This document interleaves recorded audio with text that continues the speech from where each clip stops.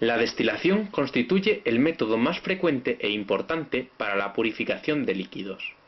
Cuando un líquido puro se introduce en un recipiente cerrado y vacío, parte del mismo se evapora hasta que el vapor alcanza una determinada presión que depende solamente de la temperatura. Esta presión, que es la ejercida por el vapor en equilibrio con el líquido, es la presión de vapor.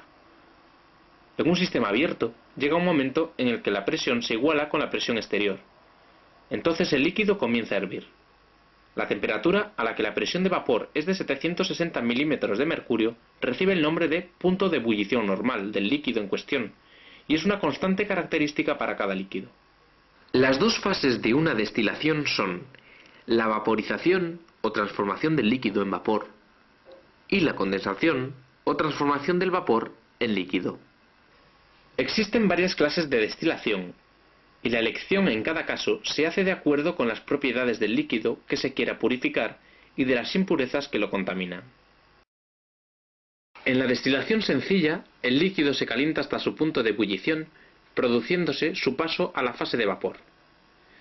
Dicho vapor se condensa en contacto con un refrigerante formando el destilado, que se recoge en un recipiente diferente. El aparato utilizado se monta sobre dos soportes. En el primero se coloca una pinza para sujetar el matraz de destilación en el que se introduce el líquido a destilar. No debe llenarse nunca más de la mitad de su capacidad. Para evitar una ebullición brusca o a saltos, antes de iniciar la destilación, se añaden al líquido 1 o 2 trocitos de porcelana porosa, lo que permite que el líquido hierva suavemente. A continuación, se acopla la cabeza de destilación al matraz.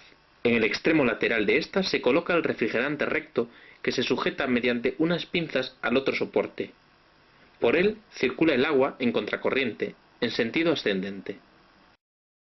Se colocan unas gomas de látex en las olivas de los extremos superior e inferior del refrigerante, conectando la goma de la tubuladura inferior a la toma de agua y la de la tubuladura superior al desagüe de la pila. En el extremo del refrigerante se coloca la alargadera unida a él mediante una abrazadera. La alargadera puede ser simple, en donde se coloca un matraz para la recogida de un solo compuesto, o puede disponer de conexión para 2 o más matraces colectores. Esta se conoce como cerdito por su forma peculiar. Se acopla el termómetro en la boca superior del matraz de forma que ajuste perfectamente en la cabeza de destilación. El extremo superior del bulbo termométrico debe quedar de manera que sea bañado por el vapor que asciende.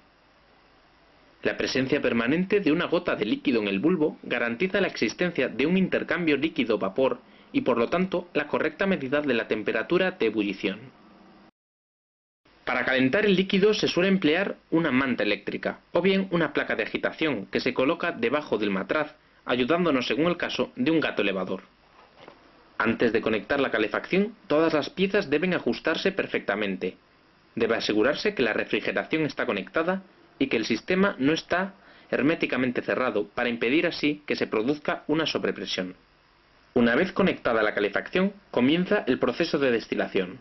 Cuando se alcanza la temperatura de ebullición del líquido, comienza la producción apreciable de vapor, que asciende por el matraz hasta llegar a la cabeza de destilación. En este punto se produce la condensación del vapor, por efecto del refrigerante recto, y empieza a caer por el mismo en forma de gotas. Para recoger un compuesto destilado puro es conveniente disponer de 3 matraces colectores. En el primero se recogen las primeras gotas del destilado, que pueden contener impurezas de menor punto de ebullición o restos de disolventes. El segundo recoge el líquido puro. Y el tercero, las últimas gotas del destilado, que pueden contener impurezas de mayor punto de ebullición, así como productos de descomposición. Si los dos componentes de una mezcla son volátiles y la diferencia de sus puntos de ebullición es menor de 70 grados centígrados, la destilación sencilla no logrará su separación completa. Para conseguir esta separación, se utilizan las columnas de destilación. El montaje para hacer una destilación fraccionada es básicamente el mismo que para la destilación sencilla, introduciendo una columna de fraccionamiento entre el matraz de destilación y la cabeza de destilación. Podemos usar 2 tipos de columnas. Columna Vigré, con hendiduras laterales que hacen aumentar el número de ciclos evaporación-condensación y por tanto la separación de los componentes. Columna con relleno inerte, con materiales de relleno como fragmentos o perlas de vidrio, torneaduras de acero inoxidable o cualquier otro material similar que sea inerte, lo que ofrece al vapor una gran superficie de contacto para que ocurran fácilmente los ciclos. En este tipo de destilación, la alargadera debe ser múltiple para recoger las diferentes fracciones del compuesto destilado en matraces debidamente identificados, de acuerdo con su intervalo de punto de ebullición. Muchas sustancias no pueden purificarse por destilación a presión atmosférica. En estos casos se emplea la modalidad de destilación a presión reducida. Un líquido comienza a hervir a la temperatura en que su presión de vapor coincide con la presión exterior. Por tanto, disminuyendo esta, se logrará que el líquido destile a una temperatura inferior a su punto de ebullición normal.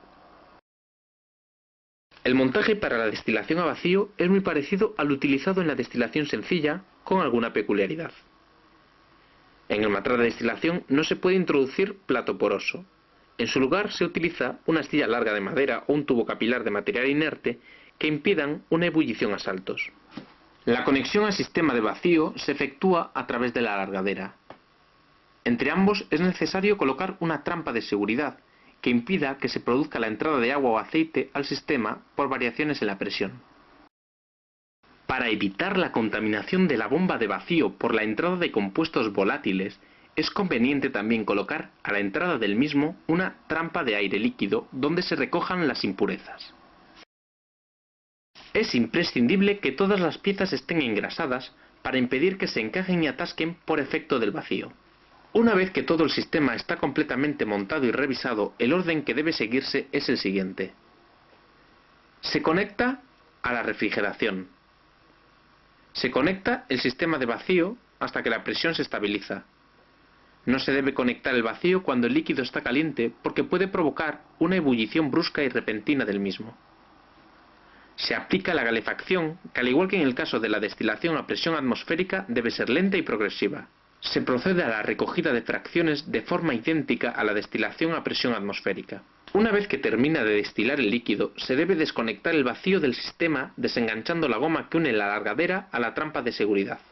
Para calcular el punto de ebullición a una presión reducida determinada con el ábaco presión de vapor-temperatura, se traza una línea entre los puntos correspondientes a dicha presión y el punto de ebullición normal, y se anota la temperatura correspondiente al punto de corte. Para hallar el nuevo punto se traza una línea que pase por los puntos 760 mm escala B y presión aplicada escala C. Esta línea cortará la escala A en el nuevo punto de ebullición.